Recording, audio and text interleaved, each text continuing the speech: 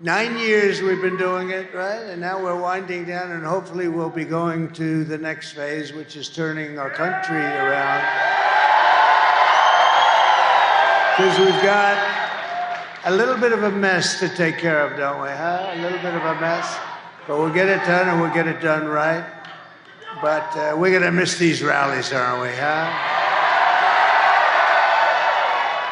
But there'll be even better rallies in a different form. I think we'll say that, right? Front row Joes.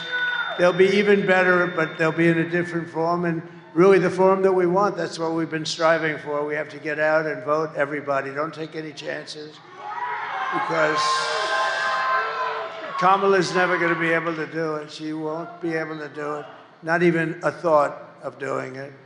Doesn't know how to do it, doesn't even know how to say to do it. We cannot take any chances, so you got to get out to vote. And I can only say that it's been the experience of a lifetime for a lot of us. Some of you have been to 300 rallies. I see these people.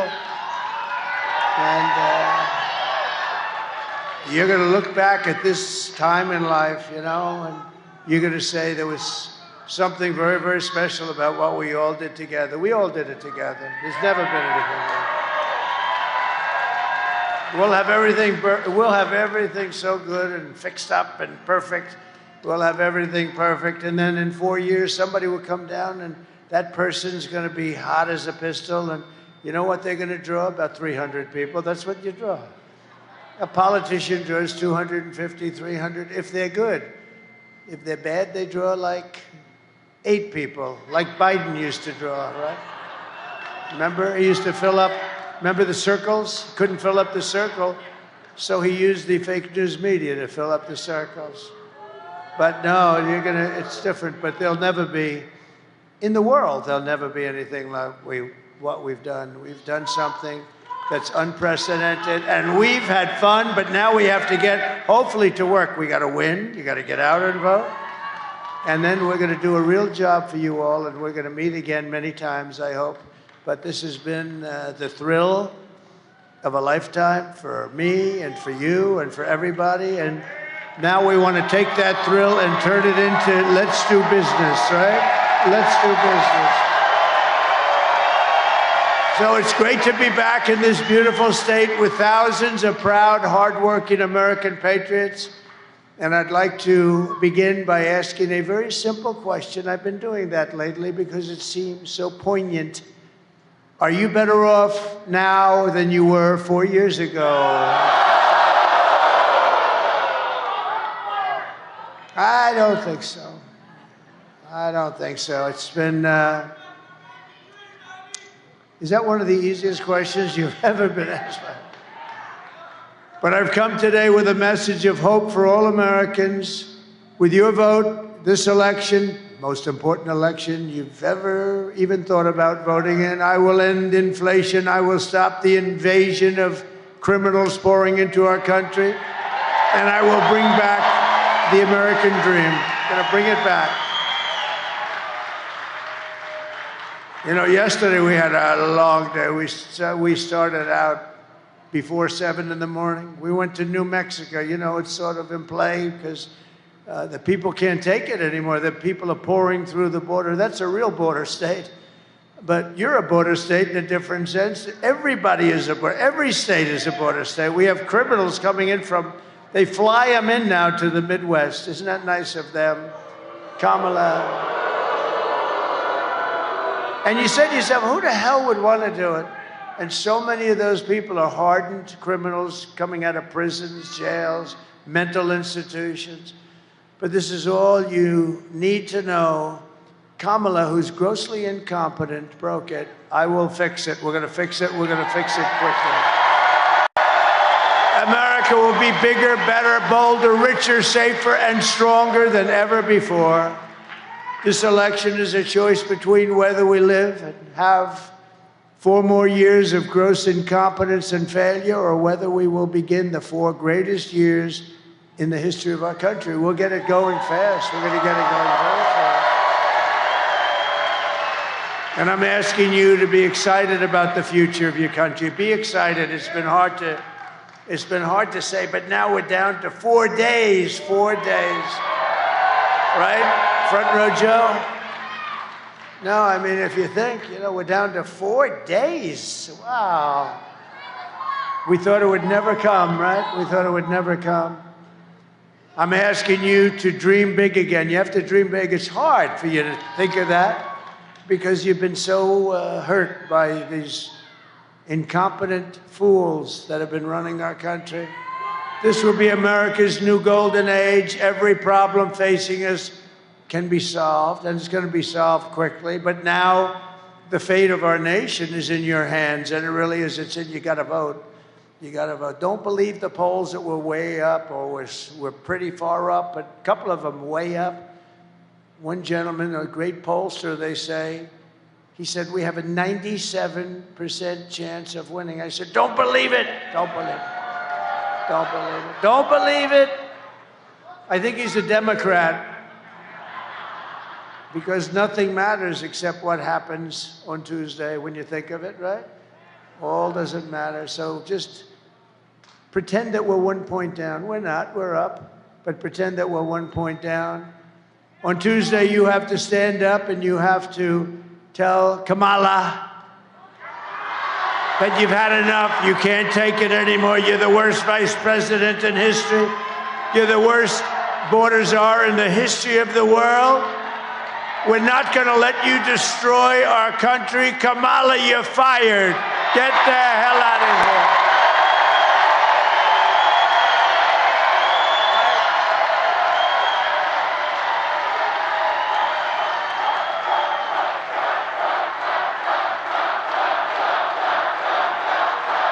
Thank you. She shouldn't even be in this fight. She shouldn't be. She doesn't deserve it. The guy got, look, whether you like him or not, he got 14 million votes. He won the primaries. Then they walked in. They told him, you're out. He had a debate, which was a little rough. And then but that's his prerogative. It just happens, right? And they walked in. They said, you're out. And he said, no, I'm not. I won't leave. You're out. Get the hell out. You're out. And they were not nice to him, by the way. I know exactly what went on. Don't forget, I know all those people that are in the surrounds very well. They were rough with Joe Biden. And think of it. He got 14 million votes, and they're telling him, get the hell out. And then they give it to her. And she came in last in the Democrat primary, right? She came in last. She was 22 people, Mr. Ambassador, 22 people. Think of it, 22 people. She was the first one to drop out. I guess that means she came in last. She never made it to the great state of Iowa during their primaries. And then we're running against her. It's actually not fair to him. It's really not fair to him. That's no way. He's got the right. Who cares? Who said that? That's a great line. Who the hell said that? That's he goes, I'm going, I've become such a nice guy all of a sudden. I say, it's not fair to him. And this guy shouts out, who cares? Who the hell cares? Who cares about him? I guess he happens to be right. That's very good. Thank you for adding so much spice. That was a good line of stuff. Who cares? But he did get screwed, let's face it. No, they came in. They should have picked somebody else. They could have picked the one that came in first, runner-up. You picked first. You know who that would be? Crooked Bernie, right? Crooked Bernie. Crooked Bernie Sanders, he got screwed twice. He got screwed with Hillary. I think he's one of the best sports, though, because he got terribly taken advantage of with Hillary, and she won, and he went back, and he just kept being very liberal. By the way, he's far less liberal than Kamala. You know that, right?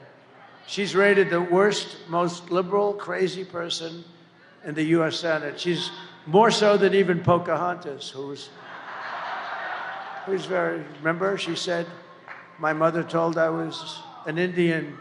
How do you know you're an Indian? Because my mother told me I have high cheekbones. You believe it? I actually think that's a racist comment that she made. I think that's a racist comment. Everything we have been fighting for these past 4 years comes down to the next 4 days. Can you believe it, right? We've been setting records in the early voting, but we can't let up. In-person voting in Michigan ends on Sunday, and if you're not going to make that, you got to get there on Tuesday. Okay, who's voted? So who is going to vote? All right, 60-40, that's not bad. That's a lot of votes. You got to get the hell out and vote. Because it's now or never. If we don't do it, it's never going to happen again. You know, there are those that say that if we don't win this election, you may never have another election in this country again. That's a possibility with these radical left lunatics that we're dealing with. Crazy, crazy Nancy. You want to marry me? She wants to marry me. What the hell's... Well, let me ask the First Lady if that would be okay, because it's okay with me, but I have to get permission. Thank you. That's cute, actually. So get everyone you know. Vote, vote, vote. Get everyone you know.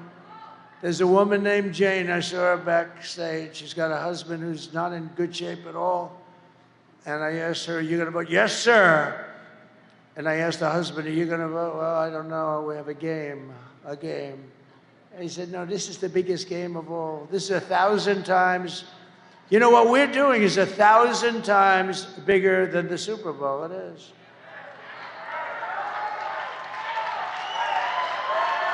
When the NFL has a problem, they had a big problem with Canada, big problem. Canada was actually taking advantage of the NFL for years, and they couldn't get it solved. You know what they did? They called the president, and I got it solved in like 2 minutes. I got it solved in 2 minutes. This is 100 times. They fought for 21 years with Canada. I got it solved in 2 minutes. They never even said, thank you. They didn't say thank you. With your help, we're going to defeat Kamala Harris, and we're going to make America great again.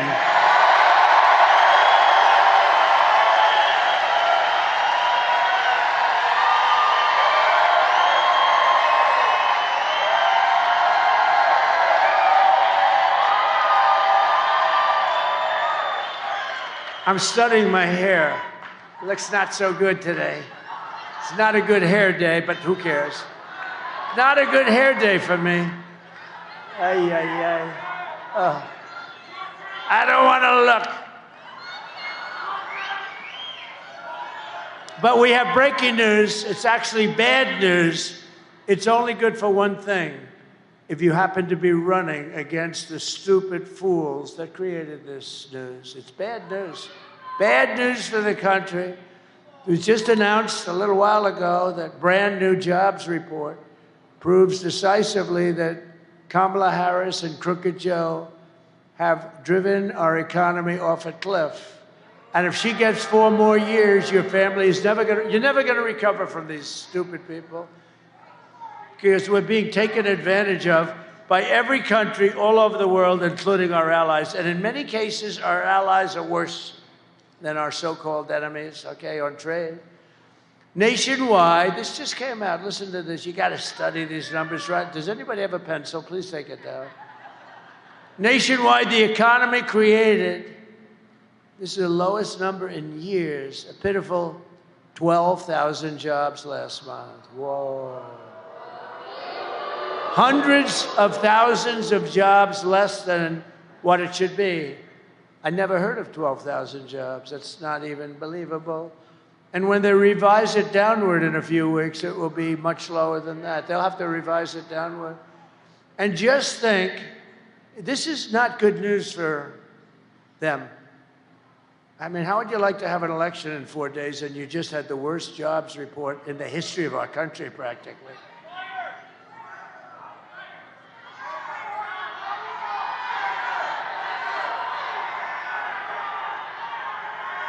Now think of it, you're running for office, they announce, you know the best thing they have going? The fake news, because they won't even write about it.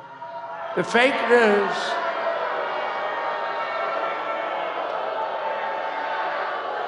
The fake news won't even write about it. By the way, How good was Bobby Kennedy Jr.?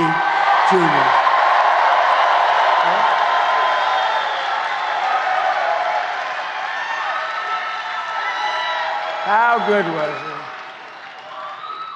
And he's so into health and all. He's going to take care of women's health and men's health and your children's health. I said, you could do anything. You just go ahead and enjoy yourself. But just do me one favor. Leave the liquid gold alone. Let me handle that. We're going to make a fortune. We're going to make, Bobby, please leave that alone, Bobby. Just let me handle that. Oh, we're going to make so much money. But just think, a few months ago, they fraudulently claimed, do you remember this? 2 months ago, 818,000 jobs were created when, in fact, there were none. It was a fraud. There was a fraud. And people reported it to the FBI, but the FBI decided to do nothing. Are you shocked to hear that? It was a total lie, and they thought they'd be able to get away with it right through the election. But fortunately, there was a person known as a whistleblower. I knew I liked whistleblowers on occasion. And they were forced to admit it 3 weeks ago that they created 818,000 fraudulent jobs. They were fake jobs. And everybody said, oh, the economy's finally coming back. No, it's not coming back. They were fake jobs. If I did that, they would impeach me. They would say, let's impeach him. But now they've just revised past jobs, okay, by an additional 118. Now, they just announced yesterday that they're going to have to reduce them again by 112,000 because they were fake jobs too. This administration is a big, fat con job. The whole thing is dishonest. It's all misinformation and disinformation. That's almost 1 million fake jobs that never were here. And they wanted to wait. How would you feel if you said, well, our economy's okay, and then we vote and we have an election, and let's say they win. I can't even imagine it, but let's say they win, and then 2 days later they announced that there were 1 million jobs that were phony. How would you like that, John James? No good, right? Huh? No good. We got to do something about it. They never do anything about it. We never do. These are fraudulent people. No, but how would you like, the election's over, and we have this person that nobody ever, you hear Harris. Harris. Who the hell is Harris? Nobody even knows who the hell she is. Who the hell is she? Nobody knows who the hell she is. Harris. Ladies and gentlemen, President Harris. Who the hell is Harris? It's true. Ladies and gentlemen, Harris came in by announcing 1 million jobs more than existed. It's a fake. Like 2 days after the election, you feel down, you lost an election. And how about the other side? The other side is saying, man, they said they had a great thing going. They just announced 1 million jobs more than they had. They didn't have 1 million jobs. These are terrible people. I'm telling you, they're terrible people. But let's bring it all together. We love everybody, right? No, we don't, actually. How about her? She's always talking about, no, I want to bring the country together. Trump is Hitler. Excuse me, I shouldn't have said that. No, she's always saying, I want to go on peace, and we want to get together as a country. And, you know, the Trump people are garbage, total garbage. Oh. But we want to get together. And Trump is Hitler. And they're all racist. And they're all this and they're all that. But we want to have peace. So we want to get along. I don't even know if she knows what the hell she's saying. But it's pathetic. So Kamala failed. Economic agenda. Wiped out nearly 30,000 private sector jobs just recently, and nearly 50,000 manufacturing jobs just over the last short period of time. Did you know that? You lost 50,000 manufacturing jobs. That's better with a mic. That's better. Thank you, backstage. These mic guys, I'm telling you, I'm having a lot of problems with mics lately. I'm not happy. Get yourself a new contractor, please. And don't pay the bill for this contractor. And then they'll write a story, Trump doesn't pay bills. I pay bills. You know what I do? I pay more than I'm supposed to when they can do a good job. But when they don't do a good job, don't pay your damn bill. That's my first. Man. I got to do these speeches like 3-4 times a day for 62 days almost. And then on top of it, I have a mic that doesn't work half the time. All right. Our manufacturing sector is now in very severe recession. Almost 100,000 manufacturing jobs are killed since the start of the year. Think of that. Think of that. 100,000. That's a lot of jobs, especially when you add on the fraudulent almost 1 million jobs, right? So that's 1.1 million. 150,000 Americans joined the unemployment rolls last month. You know that? You don't hear that from these fake news people because they don't report it. They don't report it. They don't report it, just like they don't show how many people are in this room because they don't do it. Just like they don't show the videos. A friend of mine, you know, we do videos now. We made a little money. We bought some things for like $1 million. Can you believe it? I spent $1 million for some screens so you people could see better. Oh, think of it. Think of it. And you know the problem? I have a friend, he's watching. A number of people called me. They said, we loved your rally last night. It's too bad we couldn't see the videos. What do you mean you couldn't see the videos? He said, they don't put them on. I said, of course they do. But they don't. You know why? Because they're told not to. And they're told not to show the crowd size where you go from room to room, from place to place. We never have an empty seat, and nobody leaves early. But we never have an empty, you know what? We never have an empty seat.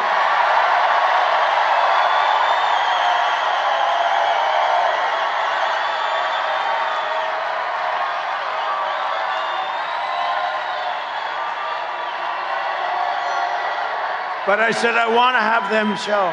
Oh, we have it out with them all the time. A friend of mine said they don't show the thing. And think of the cameras, right? All they have to do is right there. There's the screen, there's the screen. All they have to do is 1 inch right, ding. 1 inch up, ding.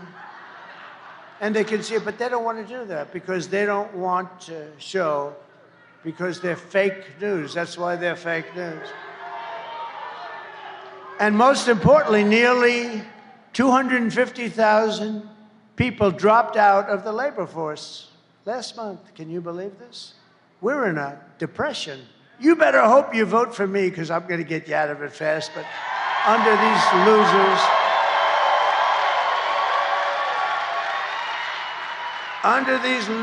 it's only going to get worse. This would only get worse. This would only get worse. You're not going to have a country left. Honestly, if you don't vote for Trump, you're not going to have a country left. Under Kamala's nation-wrecking policies, the American worker is absolutely drowning. You're drowning. You're not going to have your job very soon. And that stupid fool at United Auto Workers, that poor, stupid fool that runs the union, he said, yes, we'll go. He agreed to all electric cars. And I said they wouldn't work 5 months ago. And you know what? Now they don't work. I mean, look, all electric. Electric cars are great, but for a certain percentage of people, okay? You don't force it on everybody, nor do you say everybody has to have a hybrid, which are also great, or an all-gasoline-powered car. The only thing we don't want is a hydrogen car, because hydrogen, if somebody said, well, they don't work, but very seldom, sir. I said, what is seldom? Well, you know, once every 2 or 3 weeks. Well, what happens if it doesn't work? Sir, the person is unrecognizable. The person in the car or people in the car are absolutely unrecognizable. It's like a major bomb went off, but we're working on the problem. I said, I have no interest in hydrogen. Whoever the hell's working on hydrogen, we don't want a hydrogen car. Can you imagine? You call the wife, there's your husband alone, the tree. I don't see him. The tree's bright red. I don't see him. The data shows that 100% of all net job gains, listen to this, think of it, it's all gone to the migrants, along with African American jobs are at the worst, one of the worst levels. They're all going to migrants. The African American, when you see those numbers, that's the numbers your fake news ought to show you, because they're going to come out with numbers right after the elections. It's going to show that all those people that illegally come across the border with their open border policy are taking the African American jobs away. So.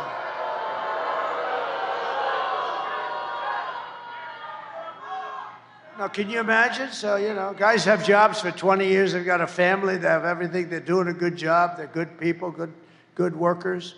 And their jobs are being taken away by people that just came in. And it's not right. Hispanic jobs also, to a lesser extent.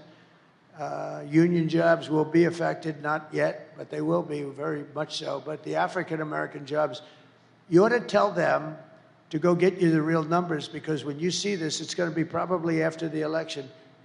You're going to be really angry. You're going to say, you know, I wish I voted for Trump. He got me criminal justice reform. He got me the colleges, historically black colleges and universities. I took care of them. I took care of them. I took care of them. You know, every year they'd come to Washington, the heads of the guys, nice guys, a lot of nice people, actually. After 2 years, I said, why do you guys keep coming to Washington? These were the heads of the colleges, black colleges, and very important group of schools, actually, and great people that I got to really like some of them. Some of them became friends of mine. And in the third year, I said, you're here again. Why are you here? I never asked them the first 2 times. Because they make us come back every year for money because they have funding. And I said, why don't they give you a long-term deal? He said, they would never do it. I said, I'm going to do it. I'm going to give you a long-term deal for more money than you're asking, because you're not asking for enough. And I got them taken care of. And I said, the only bad thing about what I'm doing is I'll never see you again. Most likely, I'll never see you again, which is sad. But you know what? It's wrong what they're doing to you. They had to come back for years and years. They came back every year, hat in hand. One guy said they make us like beggars, These are black, wonderful people that run the universities. They run the universities, you're right. So I took care of that. I took care of so many things. But remember, the criminal justice reform, I was called by some people at CNN that I'm the only one that can get it done because I can bring some conservative votes over. And I did do that. And I got criminal justice reform done. And it was really, the black population wanted it more than anybody else because it was very unfair what was happening, and we got it done. And I'll tell you, and I made this statement, with the exception of who? Abraham Lincoln. I did more as president for the black population than any other president in the history of our country.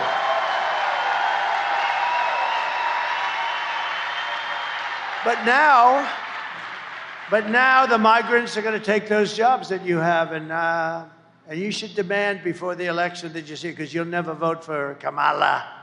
You never vote for her. She doesn't know what the hell she's doing. Kamala's inflation nightmare has cost a typical American family $30,000 in higher prices, and she's continuing to cost you an additional $1,100 for every single month. That's because of what they've done with inflation. They took, I had no inflation. We had no inflation. We had no inflation. We went from essentially no inflation to the highest inflation in the history of our country. And then they say they're going to vote for these fools. They're not going to vote for these fools. Remember, I had virtually you had no problem. You were making money, you were putting money away, you had money left over, you could go out shopping, and your prices weren't quadrupled for a sausage, for a piece of lettuce, for an apple. Now the prices have gone so high. Everyone tells me about the word groceries. For groceries, cars, look at the price of cars. Look at the price of education. These schools I mean, they're going crazy with the education prices. They're going absolutely crazy. But I had no inflation. I had prices stable. We wouldn't put up with it. We would talk to people, too, if they, were ripping you off. We would talk to people. We had smart people, the best people. And now look at what happened. The inflation is eating everybody alive. It's eating especially our senior citizens. That's why I do no tax on Social Security benefits, because it gets you back to even. But now that very low IQ person who wants to be, have we ever had a low IQ president before? You have to know the opposition. You have to know President Xi, the press hates when I say it. I say very smart. If I use the word brilliant, they'll say, he said he's brilliant. No, he controls 1.4 billion people with an iron fist. No, he's not brilliant. But these are very smart people. These are brilliant people. These are people that like their country. Maybe they don't, but they run their country tough and smart. And we have nobody to compete with them. We have people that it's like your high school football team playing. What's a good team today? Let's see. What's a good team? What's a good team? Oh, the Detroit Lions, right?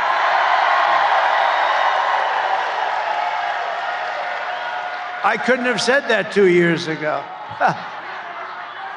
Good. I got bailed out. I'm trying to say, what the hell? The worst thing you can do is mention some team that's not from the area. And I'm saying, oh, shit, I'm in Michigan. What the hell am I going to do? I'm stuck up here. See, John, she wouldn't be able to figure that out, She couldn't even get off the stage when she said, we have 32 days left. Remember? The teleprompter froze and she couldn't get off the stage. No, it's like your high school team playing the Detroit Lions. That's right. That's a pretty good team. They did a good job after so many years, right? They did a good job. See, that's what good management is. You get the right people. It's the same thing in government. You get the right people and good things happen. But now, Kamala wants to impose the largest tax hike in American history and raise your taxes by at least $3,000 a year. It's much worse than that, actually, because she wants to terminate the tax cuts that you've gotten. I stand before you today as the only candidate who can, we're going to rescue this thing. We're going to be able to do it, and it's going to happen fast. It's going to be rescued. Your prices are going down. We're going to drill, baby, drill. We're going to bring prices down. Who can rescue our economy from total obliteration and restore our country to full prosperity, explosive growth, and maximum strength. It is about growth, It's about growth. It's about some proper cost cutting. You know who we're going to use for that? Elon. He thinks he can find $2 trillion, only Elon. Anybody that can have that rocket come down the way it came down, that sucker. Right? How about that? How cool was that? He's the only one that can do it. Cutting 2 trillion, finding 2 trillion is easy when you can do that, and he wants to do it. You know where he is right now? He's campaigning in Pennsylvania for Donald Trump. How cool is that, right? How cool. No, he's cool. He wore that black hat. Remember the black hat? He called it dark MAGA, right? Dark MAGA. You'd look good in that hat. He called it dark MAGA. He looked cool. You know what happened? I don't think we sold one dark hat in 2 years. I didn't even know we had them. You want to know the truth? And everything's subtle, where it says, make America great again. It was also in black. So you had black on black. That's called very subtle. And he wore it and he loved it. And he did great. He made a speech, did great. We had 107,000 people in Butler, PA, right? Honoring the firefighter, Corey. Honoring Corey the firefighter. 107.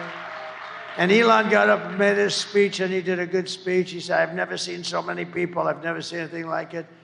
And then, because, he comes sort of out of a laboratory. I mean, what he likes It's where he feels comfortable. All of a sudden, he's on the stage. He's got all those people. And he's wearing the hat. I said, what is it? He said, Dark MAGA. I said, listen, that hat looks great, Elon. Okay. So I sold like 2 hats in the last year, Dark MAGA. Nobody bought them. We had a run on the hats. They sold 71,000 black hats. Can you believe it? 71,000. You make money with money. It's the way it is. It's a hot item. Anyway, his just released numbers plainly indicate our economy is a total disaster and is expected to get very substantially worse. It's a wonderful time for me to come in. You know, this is what I want. No, I would have rather come in when things are going in the right direction, but we're gonna get it straightened out fast. It's gonna be, we'll have the best economy you've ever had. You know, the stock market's going up. Scott Bessent, some of the smartest analysts on Wall Street said it's only going up for one reason, because Trump's leading in the polls and everyone thinks Trump's going to be president. They think Trump's going to win the election. That's why it's going up. Now, here's the bad news. They say if he doesn't win, you're going to end up in a depression. It's, boy, wait till you see that. It'll be a 1929 style economic depression that will absolutely crush your incomes and all that stuff. But we're not going to talk about that because we want to make sure we win. And when we win, you are 4 days away from the best jobs, the biggest paychecks, and the brightest economic future the world has ever seen. You're going to be great. You'll love it. And we will end Kamala's economic disaster and launch a brand new Trump economic miracle. You know, Steve Moore, a great economist. He's great, actually. He is a great guy, right? He is a great guy. He just wrote a book called The Trump Economic Miracle. Just came out. It's a bestseller. Go buy it. It's great. I mean, it's a great book. I mean, what the hell? It's like 20 bucks. It's 20 bucks. Give the guy 20 bucks. No, it's a great book. It's a hot book. The Trump Economic Miracle by Steve Moore. Go buy it. It's great. He really tells us how we did it and what we're going to do. It's, you know, not that complicated. I will massively cut taxes for workers and small businesses, and we will have no tax on tips, no tax on overtime, and no tax on Social Security benefits for our great seniors. And you know, they're going to claim Donald Trump has a conflict of interest because I'm a senior and I'm giving. They're going to say he only did it because he didn't want to pay tax. Oh, they'll come up with something. They'll say there's some reason that he did it. No, I think, you know, the fixed income seniors, which is 96%, you don't look like a senior to me, let me tell you. You look like a good senior. But I don't feel like a senior. Does anybody feel like a senior? I don't feel. I feel better now. I think I'm sharper and better now than I was 25, 30 years ago. You know? I do, I swear. I'll let you know when I don't. In fact, you'll probably know before me. All you have to do is watch. There'll be a day when you get up here, you say, where am I? Like Joe did, right? Where am I? Where are the stairs? Where the hell are the stairs? Oh, there they are. You'll know. I think I'll know before you, actually. I think I will. And but I think we have a long way to go. Good parents. You know, it's nice to have parents that lived a long time.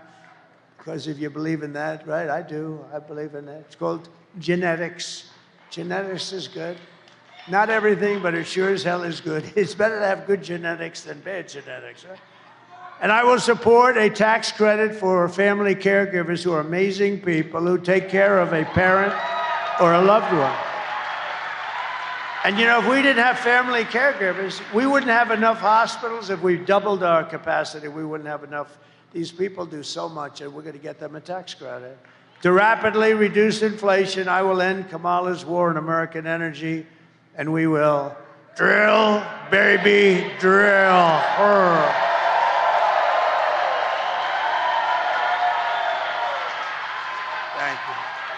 And I'll cut your energy prices in half within 12 months. We're going to cut your energy prices, and that's going to be the beginning, and we're going to bring your Your cost of groceries, foods, everything, we're going to all come down. That's what caused the problem. The energy is what caused it, because they came in and they destroyed what I had built. What a stupid group of people. All he had to do is go to the beach. You know, he went to the beach all the time, right? Somebody said he looks great. He's 82 years old. He looks unbelievable in a bathing suit. But he went to the beach. And he had a hard time moving. You know those things, they weigh like about 6 ounces. They're aluminum, hollowed aluminum. They're so light. They're meant for children and very old people. And what happens is he couldn't move it. He needed people to help him. So a kid came along who was 5 years old and helped him. But he went to the beach, and he had one quality that I don't have, and I wish I could have it. I'd pay a lot for it. He has the ability to fall asleep instantly with cameras on. Who the hell could do that? And you see him falling asleep and drooling out the right side of his mouth, and he's gone. And he gets a good rest. I don't do that. I toss and turn and turn and toss. I'm thinking about how the hell I'm going to make money for you people. Tossing and turning. Always tossing, turning, spinning around like a top. How the hell? Thinking about China, thinking about Russia, the Russia hoax. How about the Russia hoax? That was another deal. I will cut a record number of job-killing regulations. I will terminate the Green New Scam, the biggest scam, the greatest scam in the history of our country. And I will end Kamala's insane electric vehicle mandate, saving the Michigan auto industry from extinction. And you know, I was here 4 weeks ago. I was at the Detroit Economic Club, right?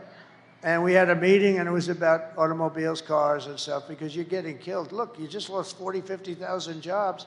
This guy, the head of the union, you know, I'm leading by far in the popular poll, in the rank and file with the union. But they have guys that only go for Democrats. That's all right. Sean Fain, or whatever the hell his name is. So listen. And I told the story about a year ago. I have a friend that builds auto plants. Has anyone heard this story? Should I tell it again? Should I? John, oh, there he is, my man. Come on up here, get up here. This guy is so great. This guy, come on up. Secret Service may rough you up a little bit. Come on up here. This guy gets it. He got it. Yeah, look at him. Look at him. Come here.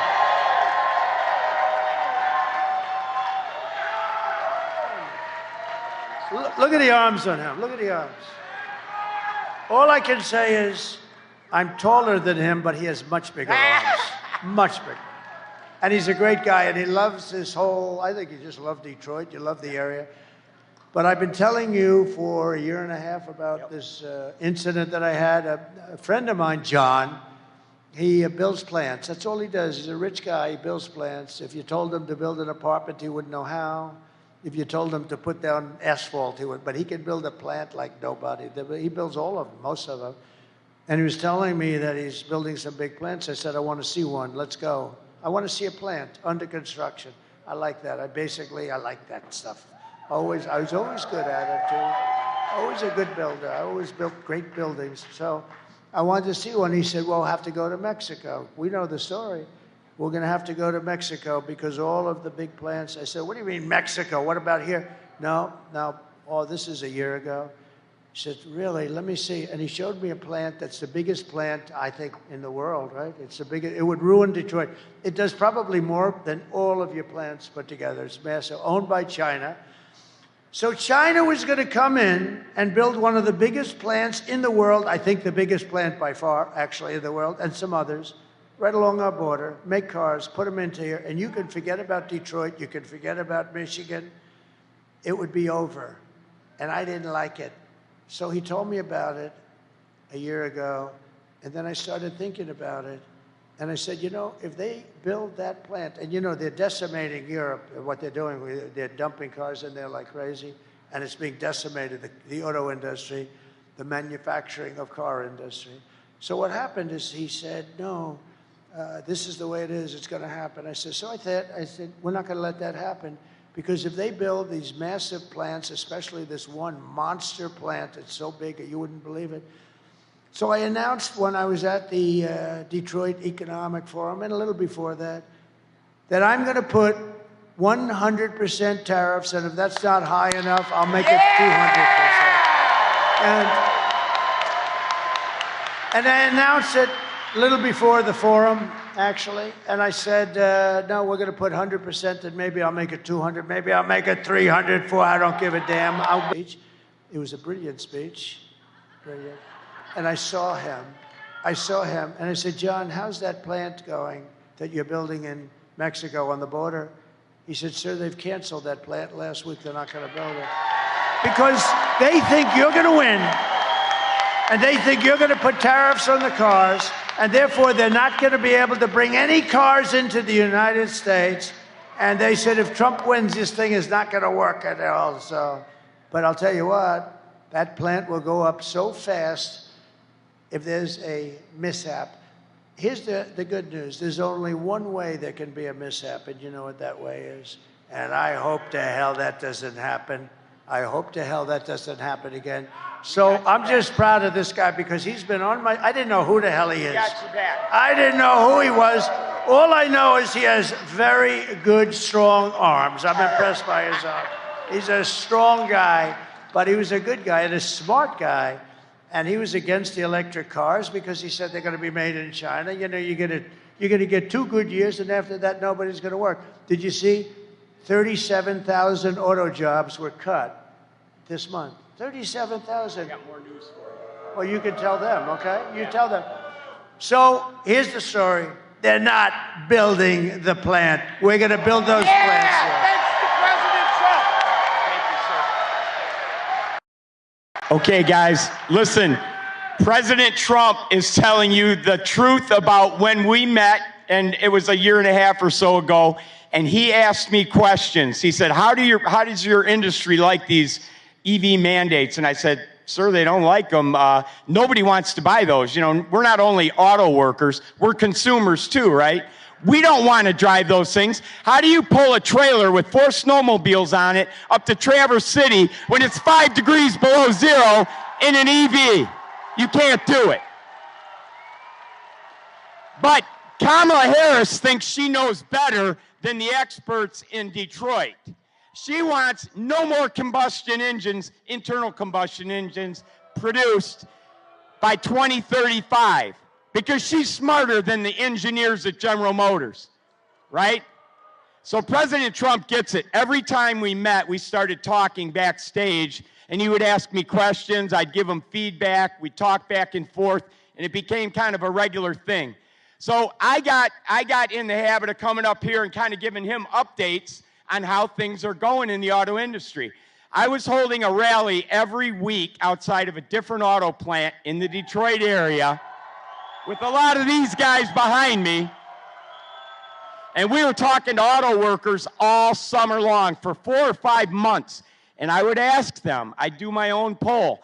What's it like inside? Are they voting for Trump? How's our support? I'd say, do we have majority in there? They'd say, majority? You got 65 or 70%.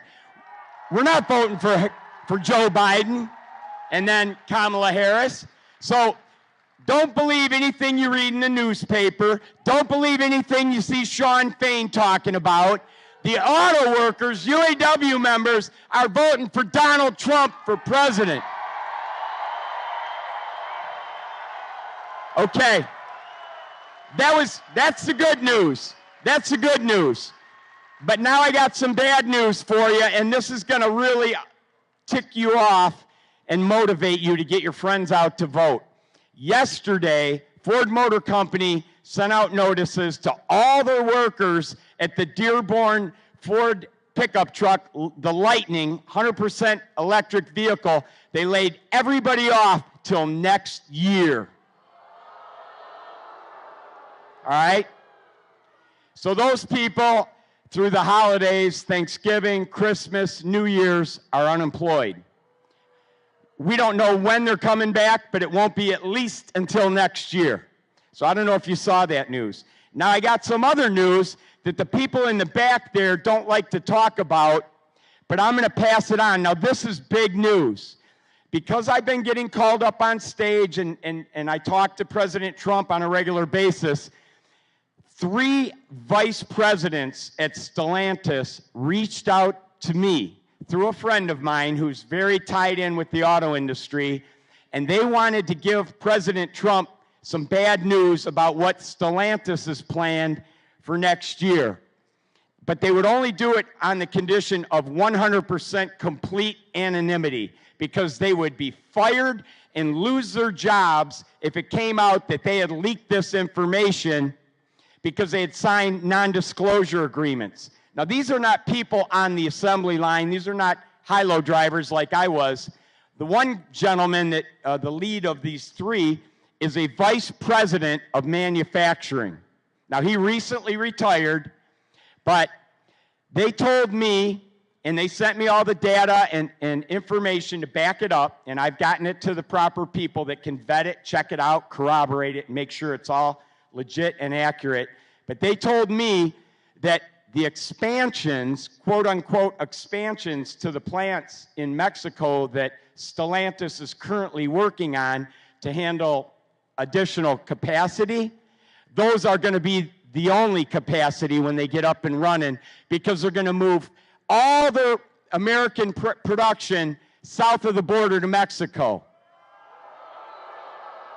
Now remember, Stellantis is not an American company.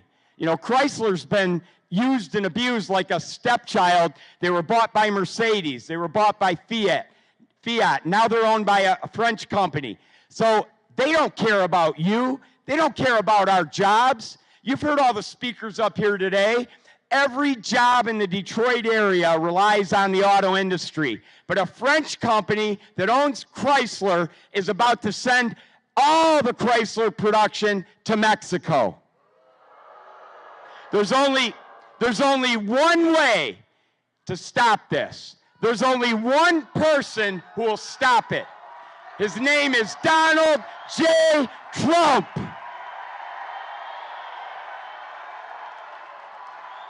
So I'm asking you, when you leave here today, you got 2 days, Saturday and Sunday, to get every single person in your contact list out to vote. Not Tuesday. Get them to vote tomorrow and Sunday. Okay? Tell them, do not wait till Tuesday. They got to do it over the weekend. One phone call and they'll know where they got to go. But you got to get them out. And then when they vote, then they can get everybody on their contact list out to vote. We got to make it too big to rig. Let's elect Donald J. Trump, the 47th President of the United States.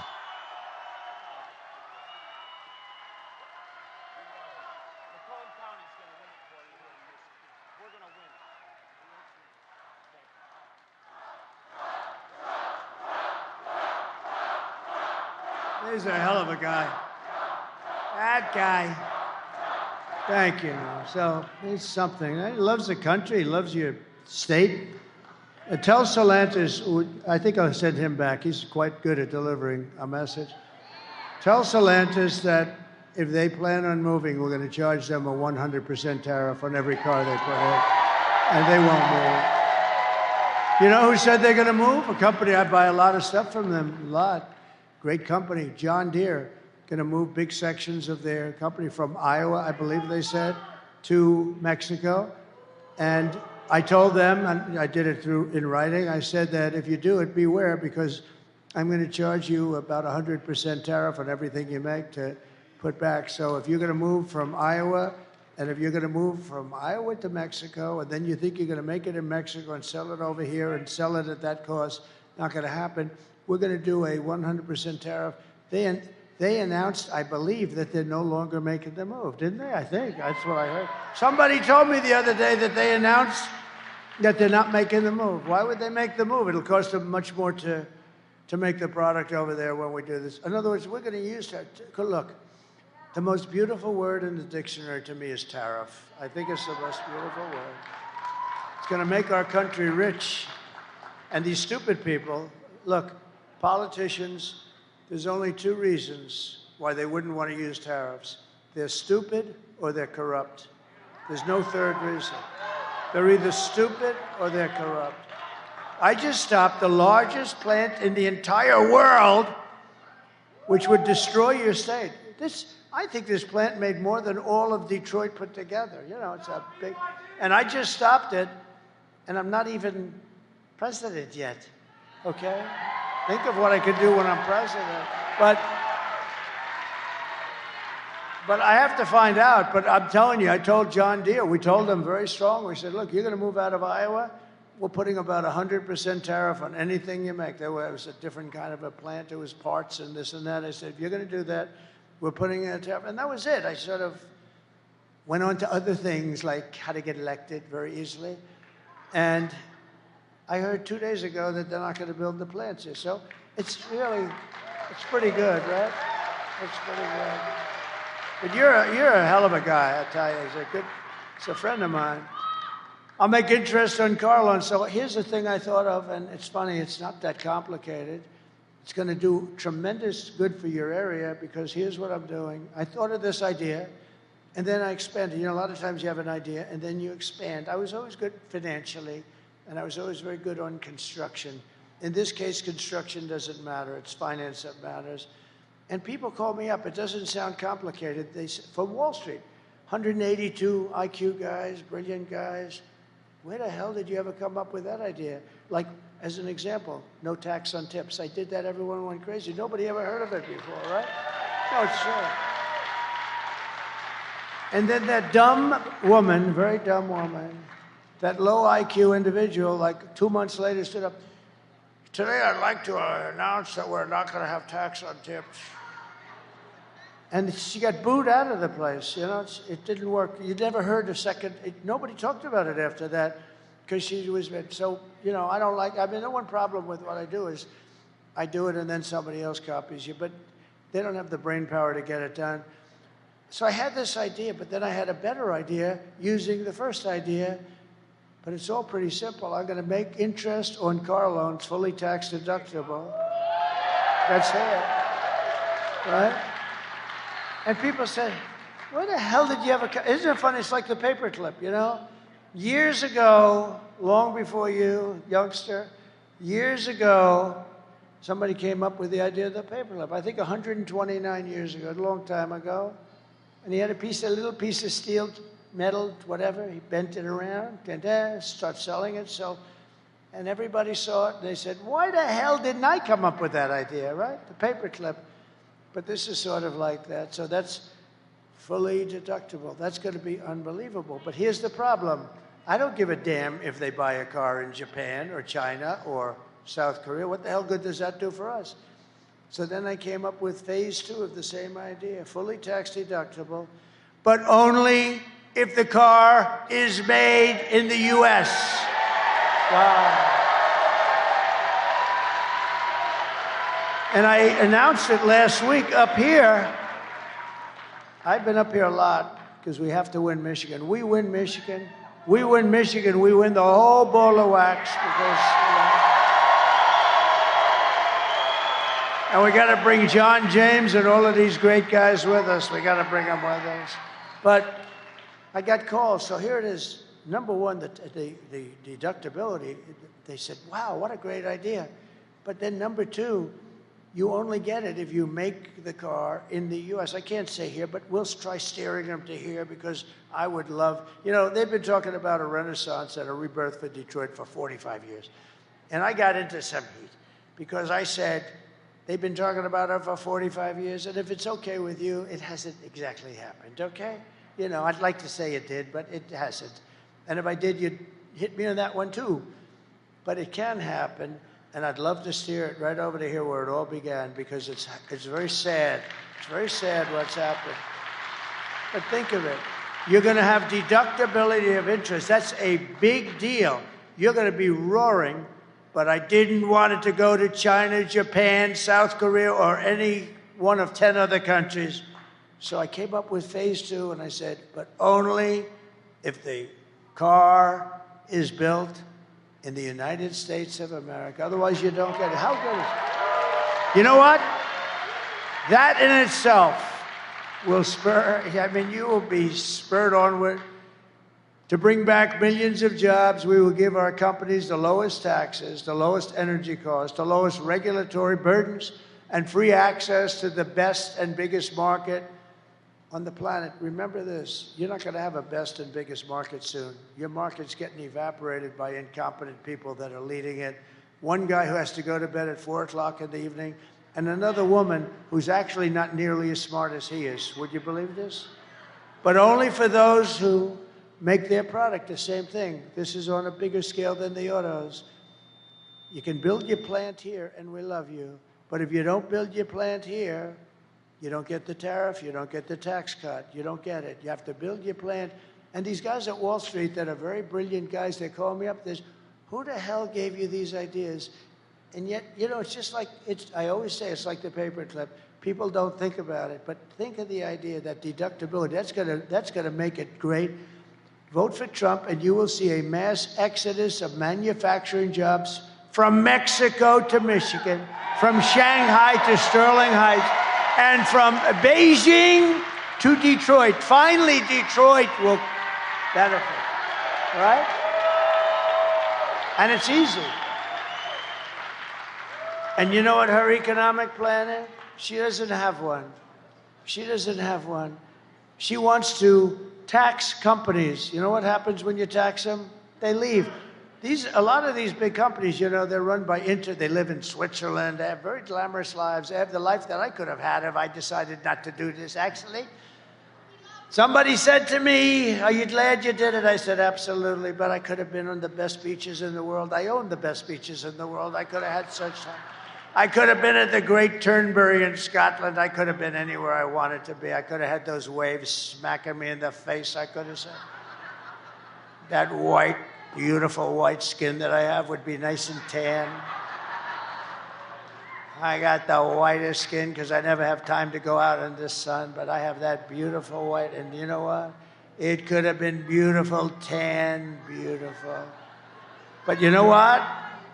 If I had the choice, I wouldn't even think about it. I would do exactly what I've done because we're going to make America great again.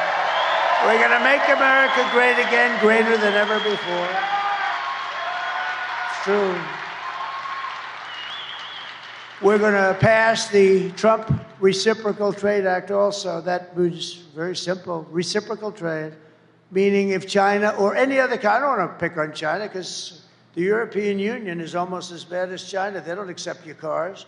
They don't accept your farm products, but they send their farm products here and they send their cars here by the millions and millions. So if China or any other country charges 100 or 200% tax, then we will charge them 100 or 200% tax in return. It's called an eye for an eye, and it'll all stop. I will never apologize for defending America. I will protect our workers. I will protect our jobs. I will protect our borders. I will protect our families. And I will protect the birthright of our children to live in the richest and most powerful nation on the face of the earth again. And as we rescue our economy, I will also restore our borders because I think it's your biggest problem. I think, you know, inflation is terrible. It's a country buster. The economy is horrible. You saw the numbers, and I hope the fake news is going to write those numbers. There's a lot of fake news back there, but I hope you'll be lucky if one guy writes it. It'll be the local Detroit newspaper or something. They don't write those numbers because they want to try and get her elected. Why? I don't know. I don't. That's the biggest thing I can't understand. Why the hell would you want her? She's horrible. But over the past 4 years, Kamala has orchestrated the most egregious betrayal that any leader in American history has ever inflicted upon its people. She has violated her oath and eradicated our sovereign border, totally eradicated our border, and unleashed an army of gangs and criminal migrants from prisons and jails, insane asylums and mental institutions from all over the world, from Venezuela to the Congo in Africa. Congo, a lot of people coming in from the Congo. And you know where they live in the Congo? In jails. They're emptying their jails into this country. But they're doing it all over the world, in Asia, in the Middle East, and in South America. Venezuela's released big portions of their jails into the United States. And I'm surprised they haven't done more yet. They will. It's going to all come in. You'll have 100%. But I would have done it faster than them. I would have done it if I were them. Why would I keep these prisoners for 60 years? The killers and murderers and drug dealers and everything else. They've released them all into the United States. And you know what? Their crime has gone down by 72%. They've gotten their crime. They've gone into their cities, Caracas and cities, and they've taken the gangs and they've removed their gangs and they've put them into your country. Can you imagine? And this woman and this guy, but she was in charge of the border. Remember, she was in charge of the border. He put her in charge of the border. She is the border czar. She doesn't want to say that because it's been so bad. And by the way, the Border Patrol endorsed me a few days ago with the strongest endorsement they've ever done. They actually said, I'm the greatest president in the history of our country. I said, are you talking about the border? They said, no, the border too. You're the best we ever had in the border, but you're the best president in the history of our country. And then I said, does that include Abraham Lincoln, George Washington? Does that include everybody? How about Lincoln, Washington? You know, we had some pretty good ones. We had some pretty bad ones too. A couple of that we just had. Here's the good thing. Jimmy Carter's just turned 100. He's going to be a happy man. He's so thrilled because his administration looks totally brilliant compared to the Biden-Kamala administration. So Jimmy is a happy man today. He's led a brilliant administration by comparison. Today I want to hear, and I want you to hear from a mother just made 2 days ago who suffered gravely because her daughter was killed by an illegal migrant that would have never come in under the Trump policy. And she said that would have never come in. We have open borders. These killers are coming in at levels that nobody's ever seen. Please watch. Sunday night, I asked her to not stay up super late because of her coming to work with me in the morning first to do her summer school. She said, okay. I told her good night and I love you. I went to bed, not realizing that that was going to be the last time I saw her. We're best friends. Yeah. We're going to shake it again. I woke up to notice she wasn't in her bed. I'm in my heart trying not to lose my mind because I don't know where she is. I finally remembered her phone had a location on and her phone was pinging just 2 minutes down the road, right behind the skate park. I start driving to the direction the phone was being pinged at and I see a couple cop cars with lights on. I see yellow tape. And immediately my heart drops and sinks to the bottom of my stomach. My daughter's hands and ankles were both bound. She was strangled to death, left with no pants.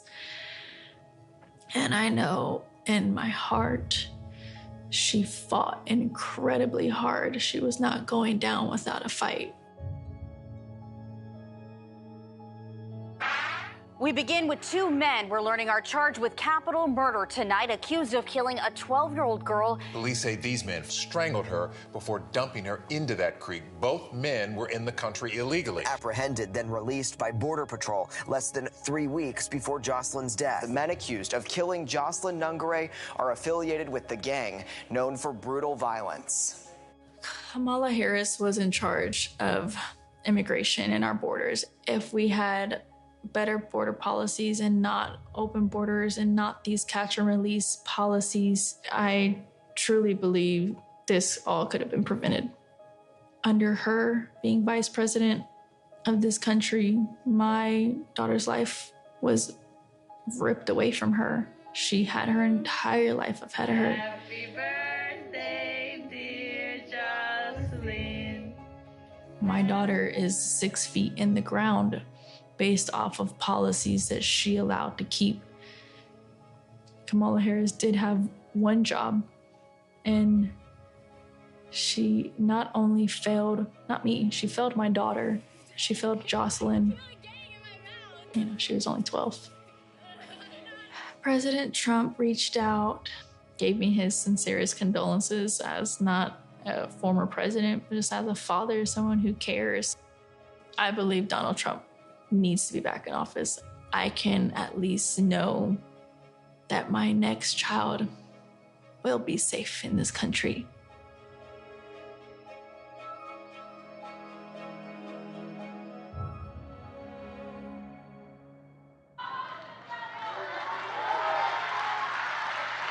That's what we're allowing into our country. The day I take the oath of office, the migrant invasion ends and the restoration of our country begins.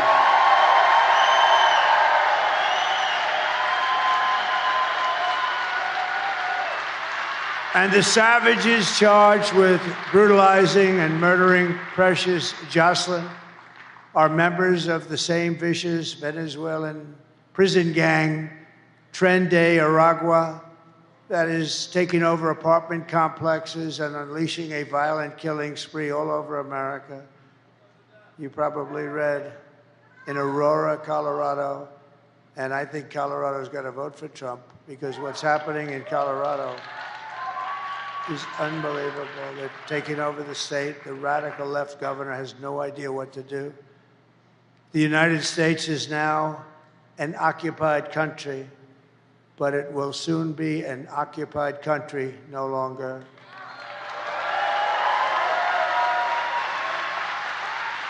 November 5th, 2024, Election Day, will be Liberation Day in America. It'll be Liberation Day, 4 days.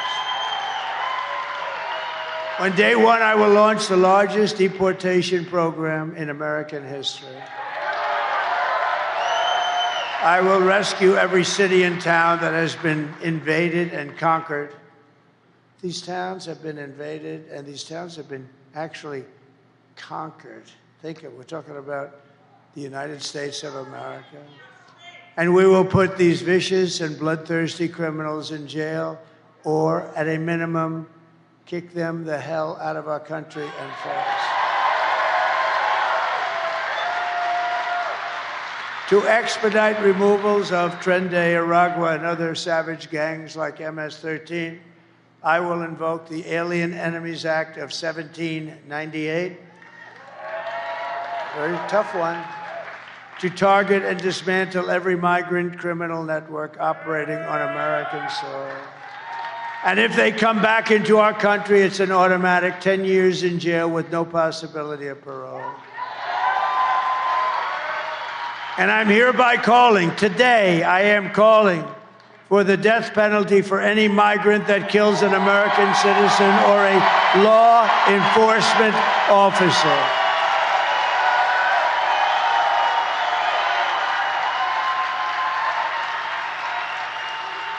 And I will immediately ban all sanctuary cities in the United States of America. They're sanctuaries for criminals. Despite all the damage she has caused, Kamala has spent the final week of her campaign comparing her political opponents to the most evil mass murderers in history. 3 days ago, Joe Biden called our supporters garbage. He said we're garbage. Said we were garbage. It's not nice, is it? Not nice, Joe. It was so bad that the White House stenographer was ordered to change the transcript. That's like 60 Minutes taking out the answer to a question. Did you see that we sued 60 Minutes and CBS yesterday? But the stenographers who were honest and they reported it, they were told to not put down what he said, put down a different answer. They couldn't do it because it's fraud. That's not what they heard. My response to Joe and Kamala is simple. You can't lead America if you don't love Americans. You can't. And you can't be president if you hate the American people. Kamala's closing message to America is that she hates you. You know, there's got to be something there. I think she does. I do believe, you know, don't forget, she's from San Francisco. She's a Marxist, or as you would say, a communist from San Francisco. She destroyed the greatest city in the country, probably. You know, it's probably the best city in the country was. My closing message is that I love America, and I'm inviting you to join us in building an extraordinary future for our nation.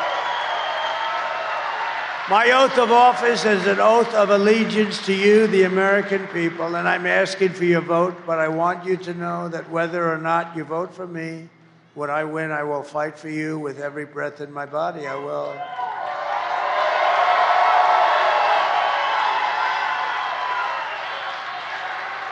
What we have built is the biggest, broadest, most incredible coalition and the greatest political movement in American history, MAGA. It's the best movement, the biggest movement in the history of our country.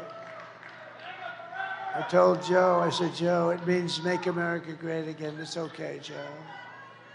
We're seeing historic levels of support among blacks, Hispanics, and Asians, Jews, Catholics, evangelicals, and Mormons. They're all joining our cause in larger numbers than ever before. And now the most amazing thing is happening. We're also winning overwhelming support from your Muslim community right here in Michigan. Muslim and Arab right here in Michigan. That's something. That's progress.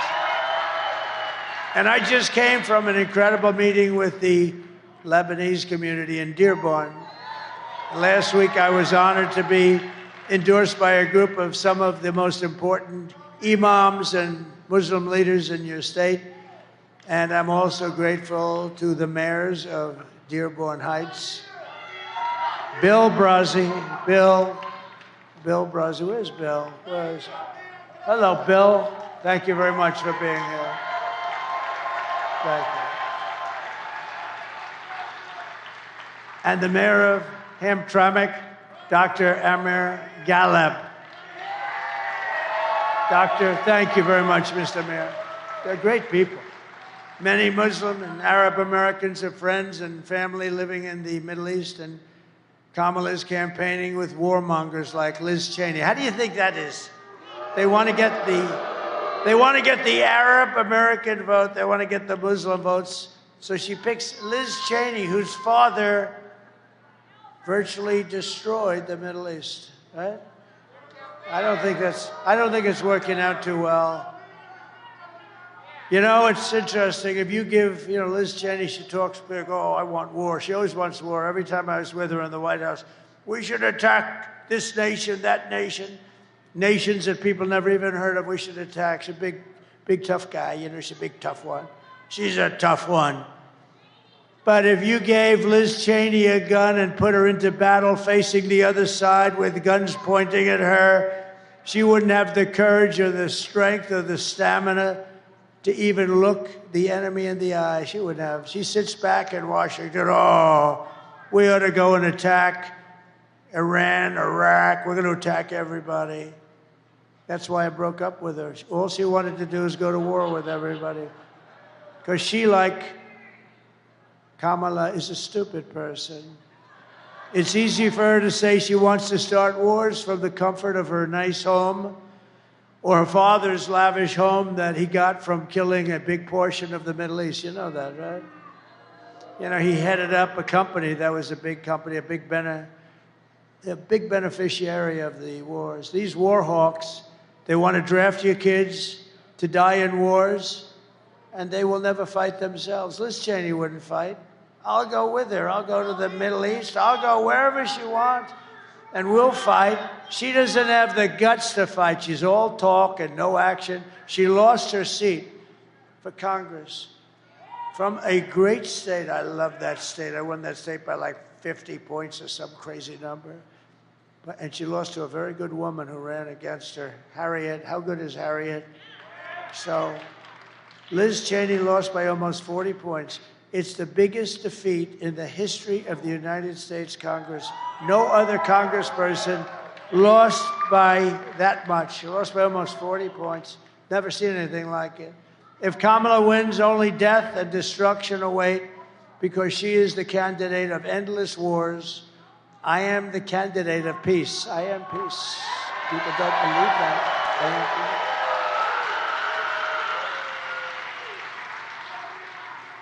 But I need every Muslim American in Michigan to get the hell out and vote, please, Mr. Mayors. All right? We got to get them out and vote.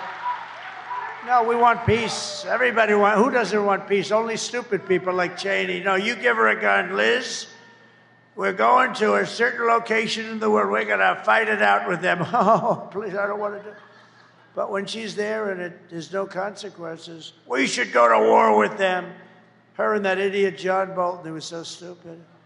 But I loved him. You know why? He'd come into a room with me, would never say anything, and I'd be with foreign leaders, and I didn't even have to act tough because they said, look, that moron, John Bolton, he's crazy. He's the one with Dick Cheney got Bush to go into the Middle East, right? Trump is going to go to war with us. And you know what would happen? They'd give me everything I wanted because the guy's a nut job. Kamala Harris's campaign is in total free fall. You see that. The press hates to admit it. You know, I guess they want to hold it. Well, I don't want to be too cute with these statements. I want to be a little careful because you got to still get out and vote. But if you get out and vote, we're going to win this thing in records that nobody's ever seen before. You got to get out. Harry, get up and vote. You're coming with me, Harry. Get the hell out of that sofa, Harry. But I'm watching the game. Get out, Harry. Let's go. We're going to vote for the president. And he votes. And you know what? Harry will feel much better. He's going to feel much better. Because everyone can see that she's totally unqualified to be the president of the United States. And she is. Everything Kamala says is a lie. I watched her yesterday. Such lies. Her entire campaign is one hoax and slander after another. But the more they lie, the more they smear, and the more they tell untruths. We have to go out and we have to get to vote. No, she'll say everything. Trump will never frack. Oh, really? Trump will never drill. Oh, really? I'll drill the first day we're going to start drilling. Going to make our country rich. Everything she said, oh, Trump will end Social Security. No, I'm the one that didn't end it for 4 years. She's the one that's going to force its ending because of millions of people. Look, we gave you a stat before, all the jobs that are leaving, but we gave you a stat. And what did that stat say? It said that all of our jobs are being taken by the migrants that come into our country illegally. And many of those migrants happen to be criminals. And some of them happen to be murderers. And they're taking the jobs away from the black population, and so far, to a lesser extent, from the Hispanic population. But that will change, too. The only way to stop the lies is to swamp them with our votes. We're going to swamp them. Kamala has no vision, no ideas. She has no solutions whatsoever. All she can talk, and it's true, all she can do. I watched her yesterday. All she can do is talk about Donald Trump. Tonight, I will speak about Donald Trump. Donald Trump. Donald Trump. Donald Trump. Donald Trump. Donald Trump. Donald Trump. Donald Trump. Donald Trump. Donald Trump. Donald Trump. Donald Trump. Donald Trump. Donald Trump. Donald Trump. Donald Trump. Donald Trump. That was yesterday. I'm watching it. I'm saying, oh.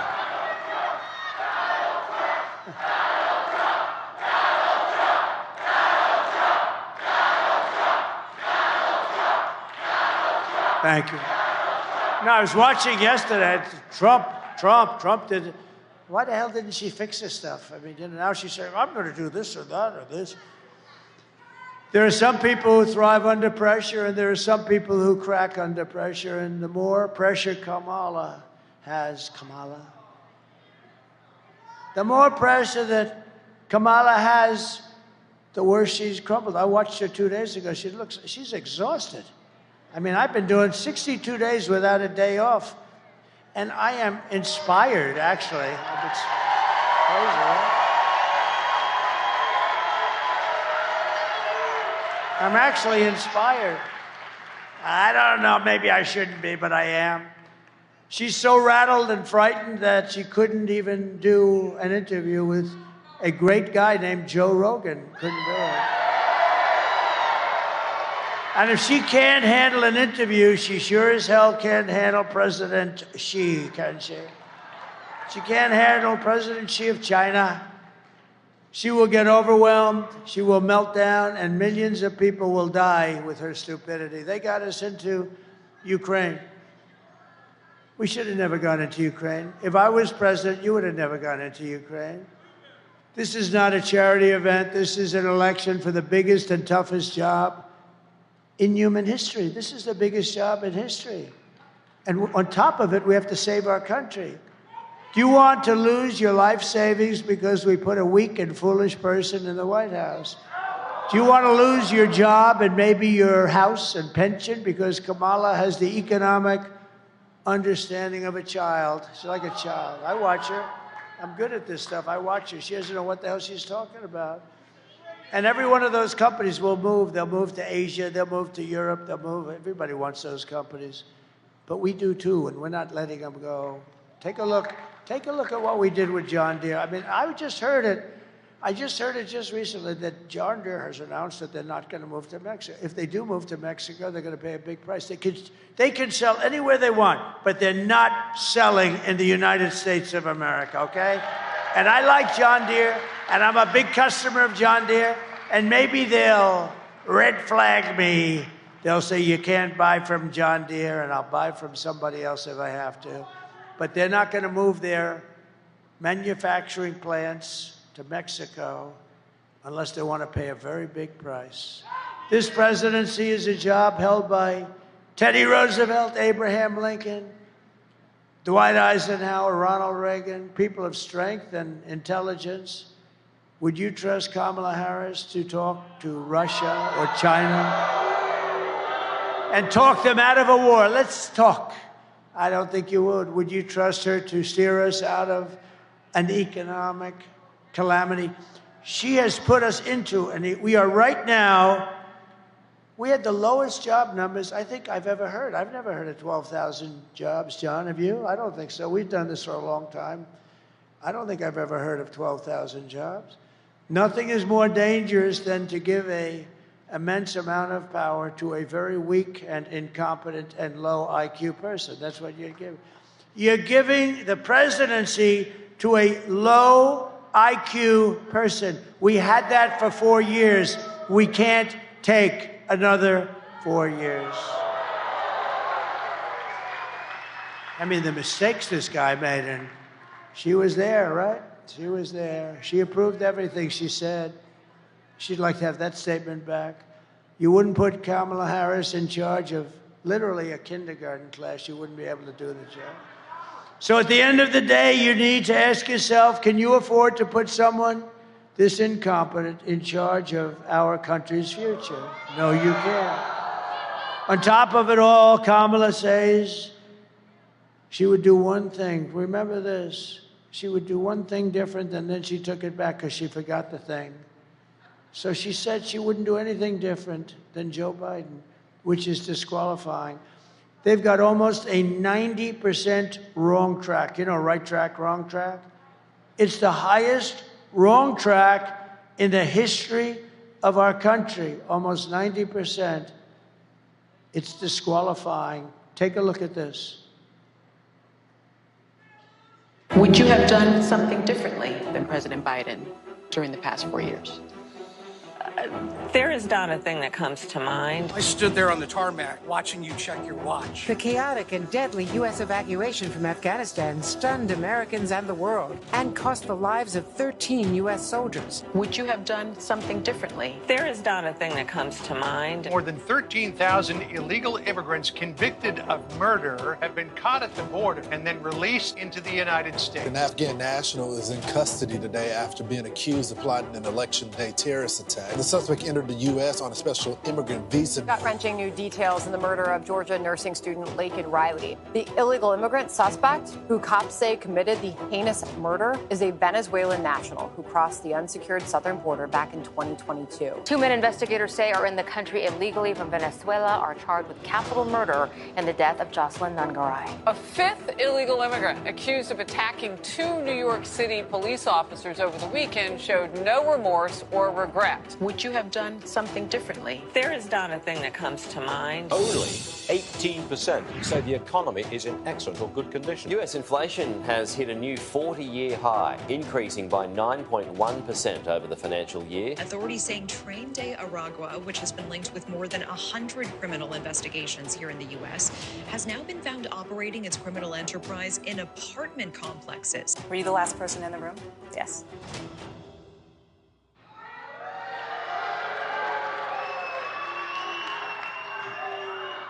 Wouldn't come to mind, not a thing. Nothing comes to her mind. Let me tell you. It wasn't so much that nothing comes to her mind, because she's stupid.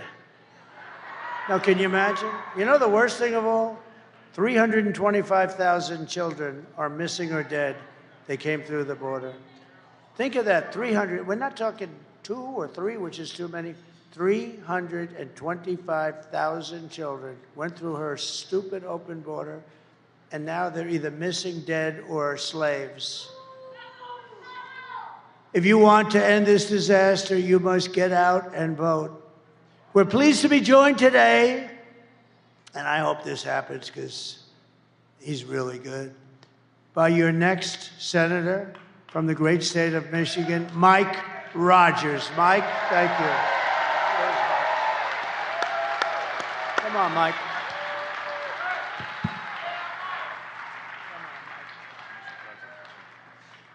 Well, thank you, Mr. President, for a couple of things. First of all, standing up for manufacturing in Michigan. That's exciting. You cannot be a great country if you can't build things. Donald J. Trump understands that for our state and our nation. For that, I thank you. I tell you, the biggest endorsement, we should be able to drop the mic and be done. Tells you everything you need to know. As the president said, he got Customs or the Border Patrol Agents Association endorsement. Kamala Harris got the IRS agents endorsement. Do we need to say any more than that? And I just want to say a quick thing. Thank you, Mr. President, and I look forward to working with you to close this border. I met with a group, and they're called Fentanyl Fathers, and it's parents who have lost children to fentanyl poisoning. 3,000 of our Michigan citizens died last year because of fentanyl poisoning that came across our southern border. I look forward to not only closing the border, but putting those cartels on the terrorist list and make sure that they are held accountable for the deaths that they're bringing to our communities. And we're also going to hold accountable China for the precursors that they're sending there on purpose to kill our children in Michigan and around the country. We can do it, but the only way that we're going to do that is having Donald J. Trump reelected as the 47th President of the United States of America. So I'm going to extend an invitation to you, Mr. President, right here, right now. We're going to both win because we're going to get out and work as hard as we can the next few days. And we're going to take a couple of those plastic fold-up chairs, and we're going to sit outside of the majority leader's office in the Senate. I'm buying the popcorn, and we're going to watch Chuck Schumer schlep out of that office and down the hall so that we can make America great again. Thank you for what you're doing. Thank you for your energy, Mr. President.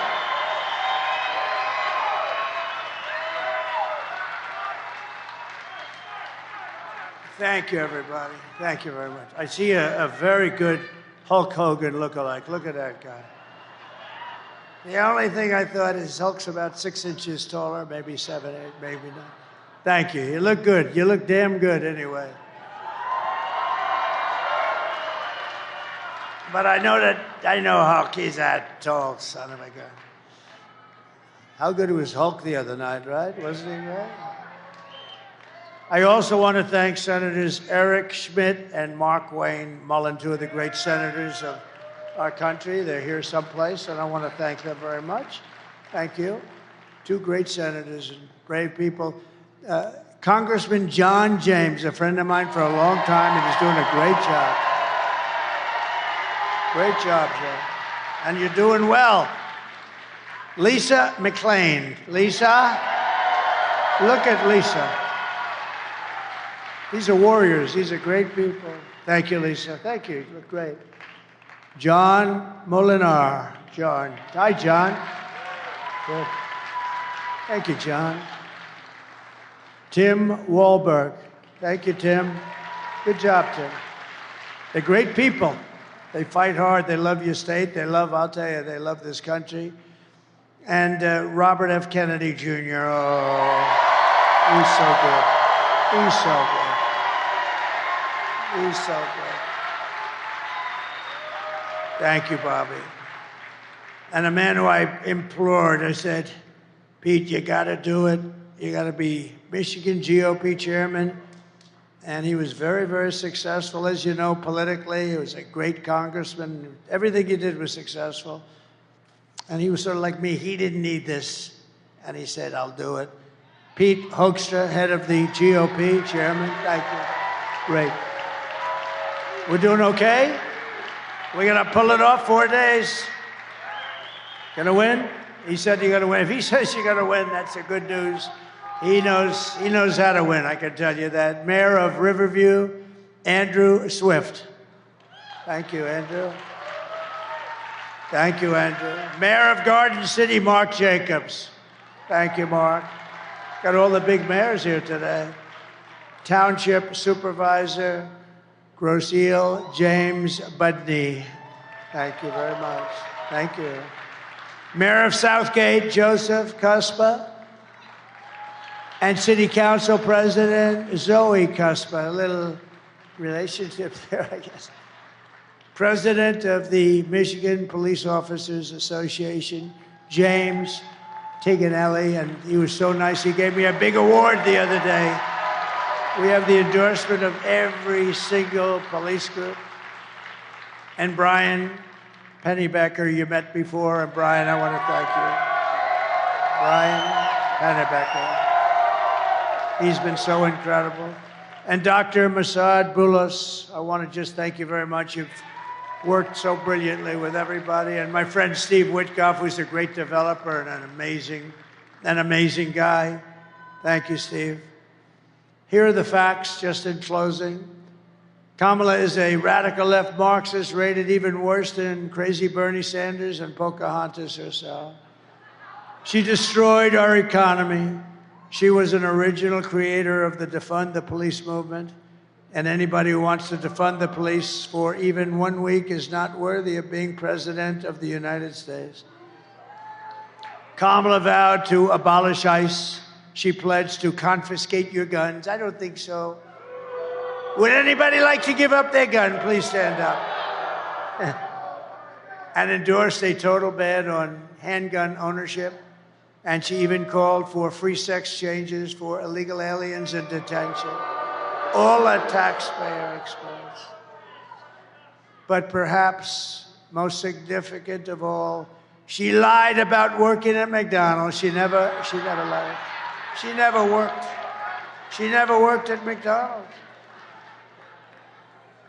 With your vote this November, we are going to fire Kamala and we are going to save America. We will cut your taxes, end inflation, slash your prices, raise your wages, and bring thousands and thousands of factories back to America and back to Detroit, Michigan, and Michigan. Thank you. We will build American, we will buy American, and we will hire American. I will end the war in Ukraine. Would have never started if I was president. I will stop the chaos in the Middle East. Would have never happened October 7th. And I will prevent World War III from happening. We will crush violent crime and give our police the support, protection, resources, and respect that they so dearly deserve. We will strengthen and modernize our military. We will build a missile defense shield, the biggest in the world, all over our country, made in the USA, much of it made in Michigan. We will rebuild our cities, including our capital in Washington, D.C., making them safe, clean, and beautiful. Again, our cities are a mess. They're a mess, a crime-ridden mess. We will teach our children to love our country, to honor our history, and to always respect our great American flag. And I'm going to put a bill in. If you burn the American flag, you get 1 year in jail. Just happened a few weeks ago in Washington. They're burning American flags all over the place. We will get critical race theory and transgender insanity the hell out of our schools. And we will keep men out of women's sports. I will defend religious liberty. I will restore free speech, and I will defend the right to keep and bear arms, our Second Amendment, which is under siege. After years of building up foreign nations, defending foreign borders, and protecting foreign lands, we're finally going to build up our country, defend our borders, and protect our citizens and our lands. And we will stop illegal immigration once and for all. We will not be invaded. We will not be occupied. We will not be overrun. We will not be conquered. We will be a free, proud nation once again. We're going to be free and proud. Everyone will prosper. Every family will thrive. And every day will be filled with opportunity and hope. And most importantly, it's going to be filled again with the American dream. We're going to fill it up with the American dream for you, but for your kids. Your kids want the American dream brought back. But for that to happen, we must defeat Kamala Harris and stop her radical left agenda with a landslide that is too big to rig. Get out and vote. For the past 9 years, we have been fighting against the most sinister and corrupt forces on earth. You know that. With your vote in this election, you can show them once and for all that this nation does not belong to them. This nation belongs to you. It was hardworking patriots like you who built this country. And 4 days from now, it is hardworking patriots like you who are going to save our country. After all we have been through together, we stand on the verge of the 4 greatest years in American history. We can do that. It seems unlikely, doesn't it? But we can do it. We're going to do it very fast. With your help from now until Election Day, we will restore America's promise, and we will take back the nation that we love. We are one people, one family, and one glorious nation under God. We will never give in. We will never give up. We will never back down, and we will never, ever surrender. Together, we will fight, fight, fight, and win, win, win. We're going to win again. November 5th will be the most important day in the history of our country. And together, we will make America powerful again. We will make America wealthy again. We will make America healthy again. Thank you, Bobby. Thank you, Bobby. We will make America strong again. We will make America proud again. We will make America safe again. And we will make America great again. Thank you. Thank you, Michigan. God bless you all. God bless you, Michigan.